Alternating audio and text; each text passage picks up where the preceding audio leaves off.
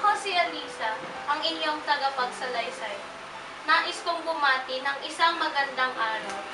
Nais kong hatdan kayo ng isang maliwalas at maluwalhating maghapon. Nais kong gawin yun, subalit ang pagbati ay hindi magiging makakatotohanan at taus-puso sapagkat ang araw ay patuloy na lumalayo sa silangan na ating pinanggalingan na patuloy na humahalik sa kanluran na hindi natin dapat patunguhan. Nais kong bumati ng magandang araw sa inyo, subalit halos malulong na tayo sa dilim ng gabi. Isang gabing ubod ng panglaw sapagkat ang ating mga tahanan ay paninirahan ng lungkot at ng agam-agam. Napakadilim ng gabi. Hindi sumisilang ang bagong buwan at wala ni isang bituin sa langit. Ni ang mga ulap na lumalambong sa mga bituin ay hindi maaaninag. Mas na bagyo ang darating ngayon. Oo nga. Handa mo na ang mga kandila at gasera. Sige, saglit lang. Anong oras na darating ang bagyo? Sabi sa balita, mga hating gabi ata. Sana makauwi na ang mga bata bago dumating ang bagyo. Sana. Ala sisimula na. Sindihan mo na ang kandila. Oo.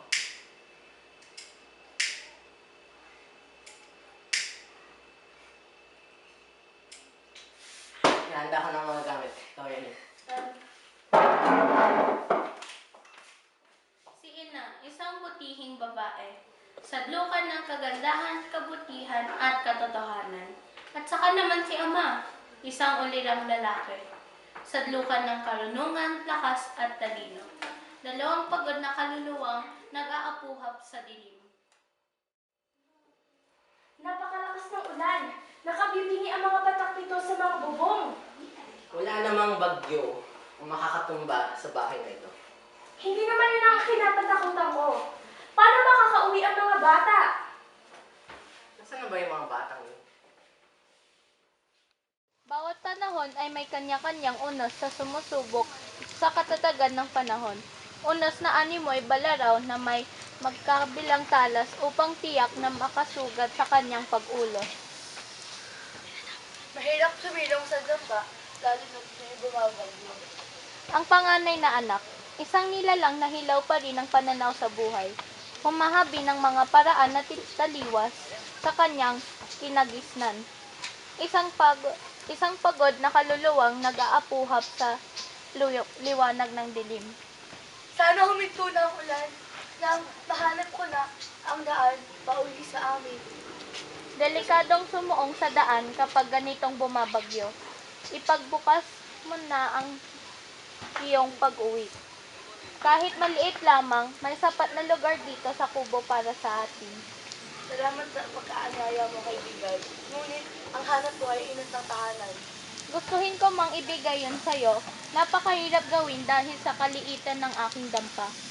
Kung gayon, ay uuwi na lamang ako. Mababasa ka lamang. Walang pagkaibayan sa loob at labas. Basang-basa na rin naman ako. Salamat. Mukhang humuhupaw na ang bagyo. Magdamag hindi nakakauwi ang mga bata. Oo anak, ba't ngayon ka lang? Pasensya po, Inay, Itay. Pinilit ko po umuwi, ngunit napakalakas po ng bagyo. Asan ang kapatid mo? Hindi mo ba kasama? Hindi po, kasama niya po yata ang barikada niya. Tiyak na siya ang itinatupa sa ating pamilya. Oo anak, ba't ngayon ka lang? Gusto ko lang humiwalay. Akin ang parte ko sa pamilyang ito. Ikaw hiwalay. Ay nako.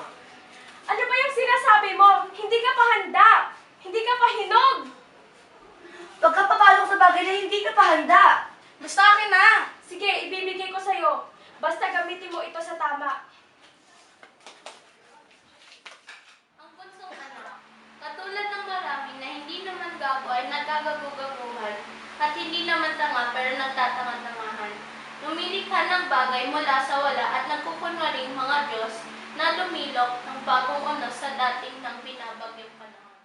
Isang nilalang na naliligaw ang pananaw. Paanay naman pinili niya ang nalilikong landas na papalayo sa dapat na patununguhan. Isang landas na taliwas sa katinuan. Gusto kong mawala ang sa pamamagitan nito. Lumisan ang bunso. Naiwan ng alaala sa ina, sa ama at sa kapatid ng ilang panahon ding nangulila sa kanyang Sana'y pagkalis. matagpuan ng ating bunso ang kanyang hinahangad. Saan man naroon ang ating bunso, sana ay pagpalain siya ng Diyos. Tila baliwala ang kanilang mga dasal sapagkat bago pa lamang nagsabing aalis ang bunso, nakapagpasya na ito ng mali. Kamali ang hindi kailanman maitutuwid ng anumang panalangin. Hindi buong pakikipagsapalaran kung hindi subukan ng maraming bagay. Kaya sa wakas mga pagsapalaran.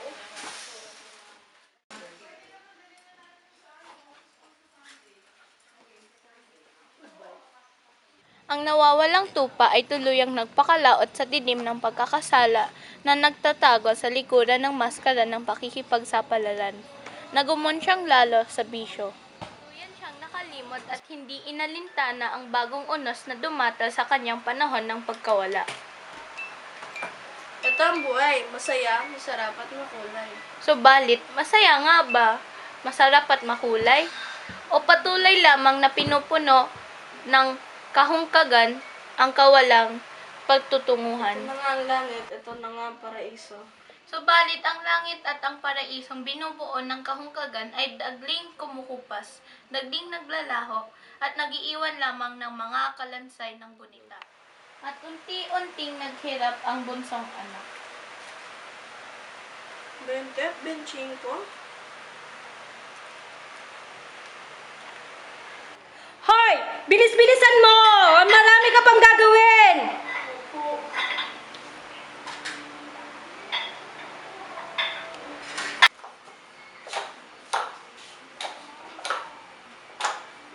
Ang tanghali ngayon ng bunsong anak ay malutong na kanin, tuyo at kamatis.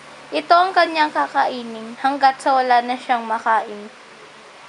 Ay, sa wakas mga kakain. Lagi rin siya sa aking gunita. Ina! Ama! May dala akong masamang balita. Ang ating bunso ay naghihirap na daw. Ma, paano ang kanyang mga pangalan? Paano ang kanyang pinapangalan? Tama nga ang bintang ko sa kanya. Siya ay isang itim na tupa. Subalit wala talagang tunay na tupang itim dahil nilikha ang tao na malinis ang damdamin, kaya pa rin hugasan ang itim para maging puti. At ang ihuhugas lamang ay ang pag-unawa at taos na dalangin. Pero kahit anong mangyari, siya pa rin ang ating bunso. Hahanapin natin siya. Kahit anong mangyari, ang bunsong anak ay karugtong ng kanilang buhay, kakabit ng kanilang pangarap. Hinanap ng pamilya ang kanilang bunsong anak, ngunit sila'y nabigo sa kanilang nakita. Bunso! Akin ko! Bunso! Anak ko, nasaan ka? Bunso! Wala naman silbi to eh. Balik na tayo sa bahay. Ang mga anak ay lulugulugong umuwi. Bigong-bigo ay nagtipon-tipon at gumawa ng balangkas upang mapatino ang kanilang buhay, upang maituwid ang bumabaluktot na kapalaran. Hindi mangyayari ang pagbabago kung hindi ito magsisimula sa ating mga sarili. Kailangan nating harapin ang kamalian ng ating nakaraan. Hanggat hindi nang babalik ang ating bunso, ang pagbabago ay mananatiling panaginip lamang. Pero nasaan na siya? Nasaan ang aking anak? Nasaan ang aking bunso? Tulong. Anak! Hindi! Huwag niyo siyang tulungan! Sana lang lumikha lang sa kanyang sinapit! Pero hindi natin siya pwedeng pabayaan. Kailangan natin siyang tulungan para siya'y maligtas. Ihanda mo na ang lahat para sa pagbalik niya. Hindi ako papayag! Magtapos ng lahat ng kanyang ginawa, ibabalain niya lang ito? Pero mas madaming oras ang ginugol namin para sa iyo. Pero sa ating bunso. Hindi! Hindi ka namin tutulungan! Wala ka ng pag-asa! Tandaan niyo, hanggat ang Diyos ay asa ating dibdib, ang pag-asa ay mananatiling buhay. Pinakamatinding sandata ang panalangin at ang walang kahulilip na pananalig. Diyos ko, tulungan niyo po ang aming bunso. Kung taos at taimtim ang pananalig sa Diyos, kahit ang itim ay magiging puti. Kahit ang marumi ay lilinis, magiging busilak, magiging dalisay. Patawarin niyo po ako. Ang mahalaga ay nandito ka na. Ang mas mahalaga po ay natutunan ko ang tamang landas. At nakita ko rin ang aking kamalian. Ang mahalaga ay buo na tayo magpamilya. Mas malaga ay sama-sama na tayong muli. Ay ang matutuhan natin, huwag nang muli pag magkamali. Sapagkat tayong lahat ay nilalang na puti, malinis, at tayo lamang ang gumagawa ng mga bagay-bagay na nagbibigay dungis at bahid sa ating mga katauhan upang tayo magmistulang tagpi-tagping tupa ng Diyos. Nais namin kayong batiin ng magandang araw kahit na ang dapit hapon ay palaging nakadungaw sa ating mga bintana at nagbabantana ng isang madilim na gabi dahil sana sa panahong ito ng unos at paglubog muling sisikat ang araw sa silangan bukas upang magsabog ng muli ng mga biyaya ng Diyos. At ang ating puting kulay ay muling magniningning sa sinag ito.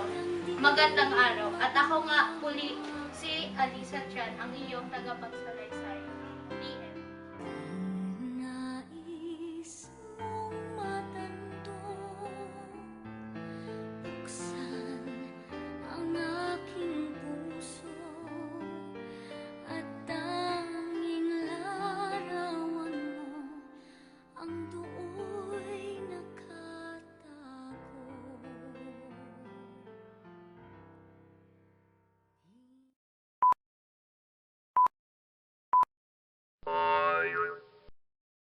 Live!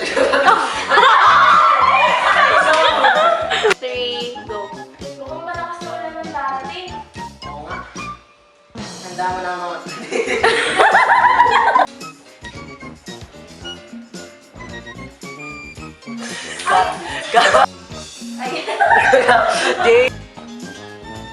Masaya boy kung gagawin mo bagay na hindi